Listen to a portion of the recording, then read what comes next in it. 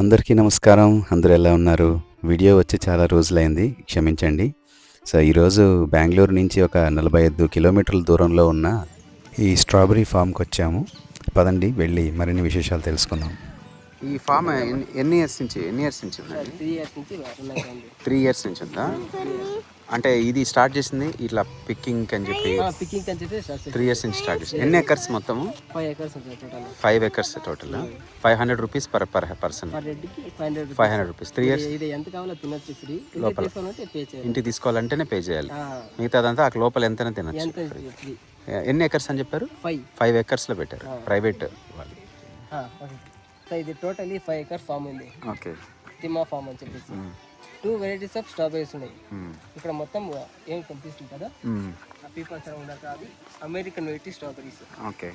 ఆ రోడ్ కింద పైన ఏముందో Italian variety strawberries. Italian strawberries. రెండు సేమ్ టేస్టే సార్. American, Italian. డిఫరెన్స్ అಷ್ಟೇ. ఇది కొంచెం పెద్దగా ఉంటుంది, అది కొంచెం చిన్నగా ఉంటుంది అంతే. ఇంకేం లేదు డిఫరెన్స్ ఏం లేదు. అందుకే అక్కడ కనిపిస్తుంది కదా sir. Okay. Cherry tomatoes per KG 300 rupees per KG. ఇక్కడ వెజిటేబుల్స్ ఉన్నాయి, బీన్స్, కాలీఫ్లవర్, బ్రాక్లీ. అది కూడా ప్లగ్ చేసి మేము ఏం కలో ప్లగ్ చేసుకోవచ్చు.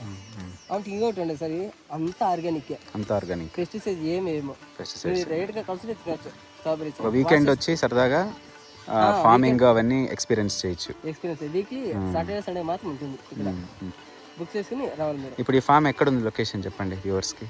సార్ వ్యూవర్స్కి ఫామ్ ఇక్కడ మాలూరు తాలూకు టేకలొబ్లి ఉల్దినల్లి పోస్ట్ తిమ్మనాయకనహಳ್ಳಿ ఊరి పేరు. ఫామ్ పేరు వచ్చి తిమ్మా ఫామ్ అని. తిమ్మా ఫార్మ్స్ బెంగళూరు నుంచి ఒక 50 కిలోమీటర్స్, 45 కిలోమీటర్స్ నుంచి అంతే. Around 45 kilometres. గూగుల్ లొకేషన్లో ఉన్నారు మీరు. గూగుల్ లొకేషన్ కూడా చూసుకోవచ్చు. అది వెబ్సైట్ నేమ్ వచ్చేసి ద బెంగళూరు బెర్రీ కంపెనీ అని సెర్చ్ చేస్తే, the Bengaluru berry company .in అని సెర్చ్ చేస్తే అక్కడ కనిపిస్తుంది. టికెట్లు బుక్ చేసుకోవచ్చు. లొకేషన్ అక్కడ చూపిస్తుంది. ఓకే. ఆరాము రాదు, మీకు తెలిసిపోతుంది. కన్ఫ్యూజ్ ఏమి ఉండదు అక్కడ. Easy to reach. ఎన్ని ఎకర్స్ టోటల్? 5 acres.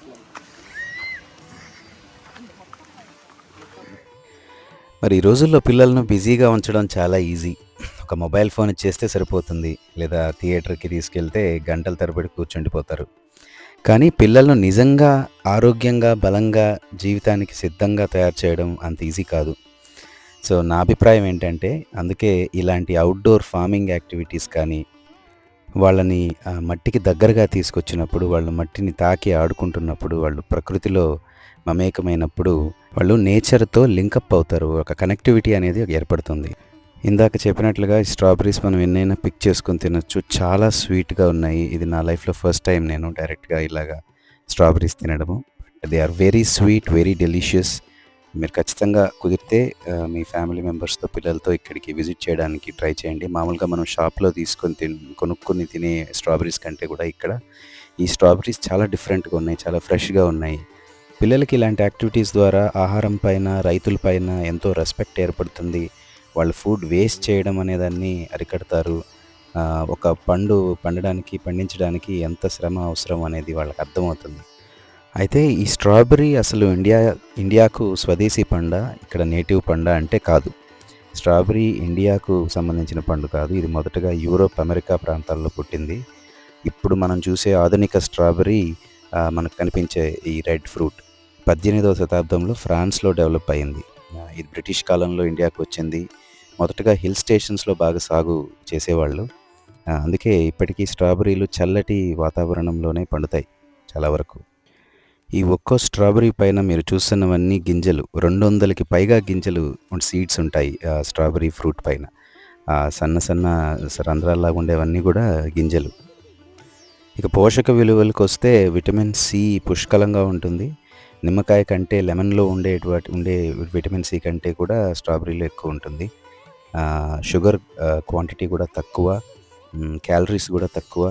సో, ఇమ్యూనిటీని పెంచడానికి, బ్రెయిన్ డెవలప్మెంట్కి, స్కిన్కి, ఐసైట్కి, ఇవన్నిటికి కూడా మంచిది. అయితే ఈ స్ట్రాబెర్రీ మొక్కలను నేల మీద కాకుండా ప్లాస్టిక్ షీట్ మీద ఎందుకు పెంచుతారు అంటే, నీరు నిల్వ కాకుండా, పండ్లకి మురికి కాకుండా, పురుగులు తగ్గించడానికి, నీటి వినియోగం తగ్గించడానికి, అంటే మోడర్న్ సస్టైనబుల్ ఫార్మింగ్ చేయడానికి అని చెప్పి ఇలాగా చేస్తుంటారు. గింజలు బయట ఉండేటువంటి వన్ అండ్ ఓన్లీ ఫ్రూట్ అని మనం చెప్పుకోవచ్చు స్ట్రాబెర్రీస్. సో ఈ స్ట్రాబెర్రీ పండ్లు మొదటగా తెల్లటి పువ్వుల్లాగా వస్తాయి. సో ప్రతి పువ్వు తర్వాత ఒక స్ట్రాబెర్రీ పండులాగా మారుతుంది. సో ఈ దశలో తేనెటీగలు చాలా ముఖ్యమైన పాత్ర పోషిస్తాయి పాలినేషన్ జరపడానికి. సో తర్వాత చిన్న పచ్చ పండులాగా ఏర్పడుతుంది చూసారంటే మీరు వీడియోలో. తర్వాత పువ్వు ఊడిన తర్వాత ఈ దశ పండు చాలా గట్టిగా ఉంటుంది, తినడానికి వీలు లేకుండా. ఆ తర్వాత తెల్లటి పండులాగా మారుతుంది. తెల్లటి పండు లాగా మారిన తర్వాత మెల్లగా గులాబీ లేత ఎరుపు దశ, అంటే పింక్ కలర్లో మారడం అన్నమాట. సో పండు లేత ఎరుపు లేదా పింక్ రంగులోకి మారడాన్ని ఇది పక్వానికి దగ్గరగా ఉంది అనే సంకేతాన్ని ఇస్తుంది. మెల్లగా పూర్తిగా రైప్ అయిపోయి ఫుల్లీ రైప్ స్టేజ్కి మారి అక్కడ దాన్ని పిక్ చేసుకోవడానికి రైట్ టైం అని చెప్పి మనకి అర్థమవుతుంది. సో ఈ ఫామ్ చేరుకోవడానికి లొకేషన్, అడ్రస్ అవన్నీ నేను డిస్క్రిప్షన్లో ఇచ్చాను, మీరు చూడండి. గూగుల్ మ్యాప్స్ చూడగలిగిన వాళ్ళు, చూడడం వచ్చిన వాళ్ళందరికీ చాలా ఈజీగా ఇక్కడ చేరుకోవచ్చు. పైగా ఇక్కడ టికెట్ ధర 500 రూపీస్ ఒకరికి. 3 ఇయర్స్ కంటే అబవ్ ఉన్న వాళ్ళందరికీ 500 రూపీస్ పర్ హెడ్ టికెట్. ఆ టికెట్లో ఈ farm picking, strawberry picking activity plus పక్కనే యానిమల్ ఫామ్ కూడా ఉంది, అది కూడా ఇంక్లూడ్ అయి ఉంటుంది. సో మీరు దగ్గర ఒక ఫుల్ డే మీరు కంప్లీట్గా ఎంజాయ్ చేయొచ్చు ఈ యాక్టివిటీస్ అన్నిటినీ.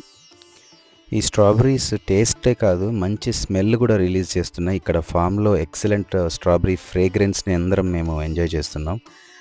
తర్వాత ఈ స్ట్రాబెర్రీస్ త్వరగా స్పాయిల్ అయిపోతాయి, చెడిపోతాయి.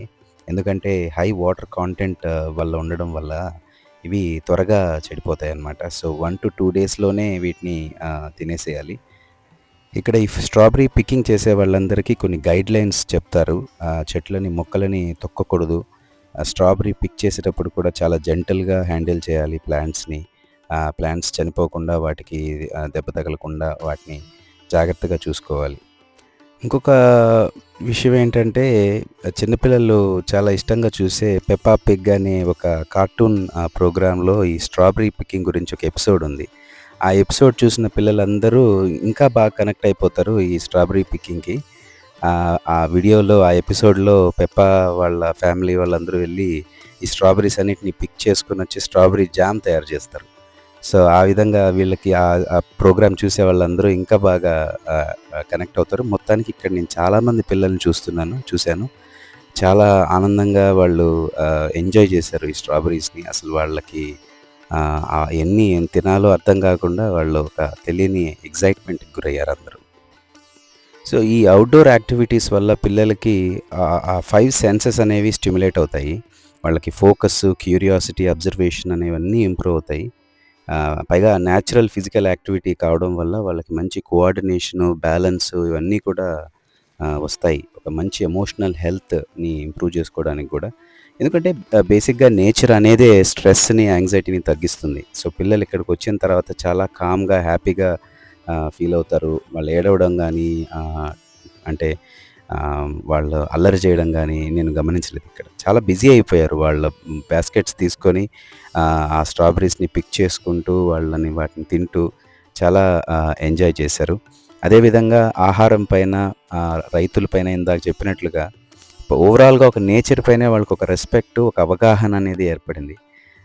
ప్లస్ ఫ్యామిలీ బాండింగ్ కూడా ఇది ఒక మంచి యాక్టివిటీ అని చెప్పాలి.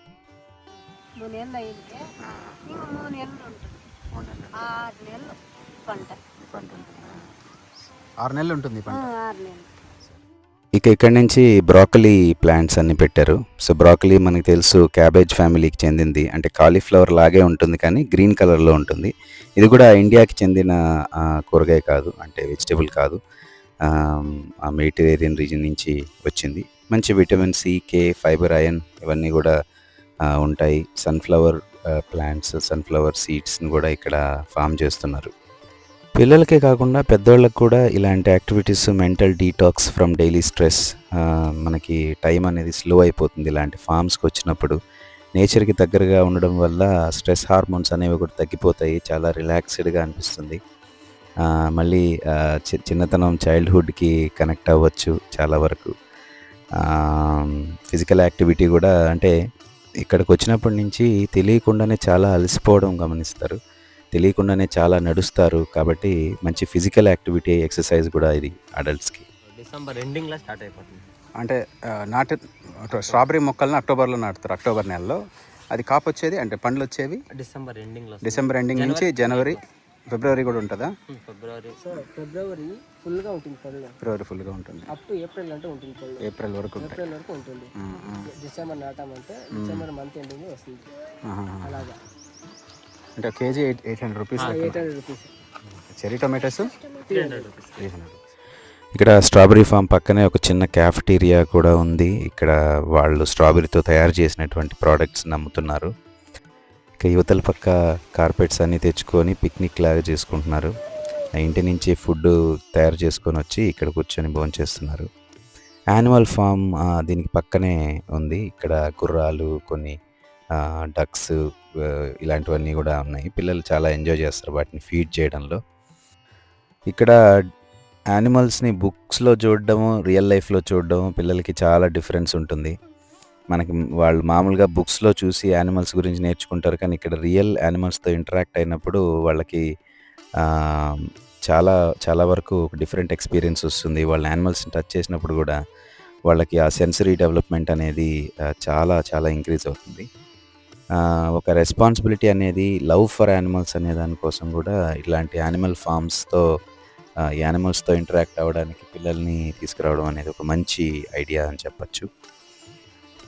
సో ఇక్కడ పనిచేసే అతను 2 గుర్రాలు ఉన్నాయి. దీని పేరు ఆర్య, ఇంకొక దాని పేరు నిక్కీ. సో ఇక్కడ ఈ హార్స్ రైడింగ్ చేయడానికి 200 రూపీస్ ఛార్జ్ చేస్తారు. చాలా దూరం వరకు పిల్లల్ని దానిపైన కూర్చోబెట్టి తీసుకెళ్తారు. ఈజ్ ఓన్లీ ఫర్ చిల్డ్రన్, అడల్ట్స్కి లేదు ఇక్కడ హార్స్ రైడింగ్. చాలా హెల్తీ హార్సే, మంచి ఫుడ్ అంతా కూడా వాటిని బాగా ఫీడ్ చేస్తున్నారు ఈ హార్సెస్ని. హార్సెస్ అనేవి చాలా సెన్సిటివ్ యానిమల్స్, ఎక్స్ట్రీమ్లీ సెన్సిటివ్ అని చెప్పొచ్చు. అవి హ్యూమన్ ఎమోషన్స్ని ఇట్టే పసిగట్టేస్తాయి, సెన్స్ చేస్తాయి. కామ్నెస్కి అంటే మనలో ఉన్న ఎమోషన్స్కి తగినట్టుగా అవి రెస్పాండ్ అవుతూ ఉంటాయి. సడన్గా మూవ్ అవ్వడము, సడన్గా పెద్ద శబ్దాలు చేయడం వాటిని అన్కంఫర్టబుల్గా చేస్తాయి. తర్వాత ఇబ్బందులు ఫేస్ చేయాల్సి ఉంటుంది. డక్స్ కూడా ఉన్నాయి. ఆ తర్వాత చాలా చికెన్స్, డక్స్ ఇలాంటివన్నీ ఉన్నాయి. హార్స్ రైడింగ్ వల్ల పిల్లలకి భయం అనేది పోతుంది, ఒక బ్యాలెన్స్, కోర్ స్ట్రెంత్ అనేది బిల్డ్ అవుతుంది కూడా. ఫస్ట్లో చాలా భయపడ్డ వాళ్ళు కూడా ఒక రౌండ్ రాగానే మళ్ళీ ఇంకొక రౌండ్ వెళ్ళాలని చెప్పి గొడవ చేస్తుంటారు. ఇక్కడ ఒక బార్బిక్యూ గ్రిల్ ఏర్పాటు చేసి దానిపైన ఈ మొక్కజొన్నల్ని కాల్చి గ్రిల్ చేసి అమ్ముతున్నారు. 80 రూపీస్ ఒకటి చొప్పున అమ్ముతున్నారు ఇక్కడ. అంటే పర్ఫెక్ట్ గెటవే అని చెప్పొచ్చు ఒక రోజంతా స్పెండ్ చేయడానికి. కాసేపు పిల్లలు ఈ యాక్టివిటీస్లో బిజీగా ఉంటే పెద్దవాళ్ళు కాసేపు అలా కూర్చొని, ఇక్కడ ఒక చిన్న క్యాఫెటీరియా కూడా ఉంది. సో అక్కడ కాఫీ, టీ దొరుకుతాయి, హ్యాపీగా కూర్చోవచ్చు. ఇక్కడ ఇంకొక విషయం, ఫిషింగ్ యాక్టివిటీ కూడా ఉంది ఇక్కడ. 100 రూపీస్ ఏమో ఛార్జ్ చేస్తారు పిల్లలకి. ఒక హాఫ్ అన్ అవర్ వరకు వాళ్ళు ఫిష్ చేయొచ్చు. ఎలా ఫిష్ చేయాలి, వాటిని ఆ ఫిషింగ్ రాడ్ ఎలా వాడాలి, హుక్ని ఎలా సెటప్ చేయాలి, అవన్నీ కూడా నేర్పిస్తూ ఉన్నారు. అంటే ఫిషింగ్ ఇవన్నీ వాళ్ళు టీవీలో వాటిలో చూడడమే కానీ రియల్ లైఫ్లో తీసుకురావడం, అంటే రియల్ లైఫ్లో చేయడం అనేది చాలా అరుదు, వాళ్ళకి ఆ అవకాశం దొరకదు. కాబట్టి ఇక్కడ నాకు మంచిగా అనిపించి చాలా పాజిటివ్ ఫీలింగ్ వచ్చింది వీళ్ళ యాక్టివిటీస్ పైన. I really appreciated there activities. వాళ్ళకి ఆ ఫిషింగ్ అనేది ఇప్పుడు రియల్గా ఇప్పుడు చూస్తున్నారంటే ఒక ఫిష్ని అలా పట్టడం వల్ల వాళ్ళకి ఒక అంటే ఒక కరేజ్, కాన్ఫిడెన్స్ అనేది బిల్డ్ అవుతుంది. రియల్ లైఫ్లో ఎలా ఉంటుంది అనేది వాళ్ళకి ఒక ఎక్స్పీరియన్స్ ప్లస్ వాళ్ళకి మేనిఫెస్టేషన్ అనేది అవుతుంది. ఆ తర్వాత లాస్ట్లో మేము ఈ బీరకాయ తోటకు వచ్చాం. ఇది నేను ఫస్ట్ టైం చూడడం నా లైఫ్లో. బీరకాయ తోటలో బీరకాయని చాలాసార్లు తిన్నాను కానీ బీరకాయ తోటలో నడవడం అనేది ఇదే ఫస్ట్ టైం. వెయిట్ లాస్ అయ్యే వాళ్ళకి చాలా బెస్ట్ ఫుడ్ ఇది బీరకాయలు. అలాగనే డైజెషన్కి ద బెస్ట్ డైటరీ ఫైబర్ అనేది నెంబర్ 1 ఉంటుంది. ఇందాక చెప్పినట్టు ఇక్కడ కావాల్సినవన్నీ మీరు ఎన్ని కావాలో అన్ని కోసుకుని వెళ్ళొచ్చు. అక్కడ బయట వెయిట్ వేసి బిల్ పే చేయాలి. ఆర్గానిక్గా కావాలి అనుకునే వాళ్ళకి vegetables right from the farm నేను పిక్ చేసుకొని వెళ్ళాలనుకున్న వాళ్ళకి ఇది ఒక మంచి ఆపర్చునిటీ. సో ఇంకొక విషయం ఏమిటంటే వెరీ సారీ, చాలా లేట్ అయిపోయింది, వీడియోస్ అప్లోడ్ చేయడం లేదు ఈ మధ్య.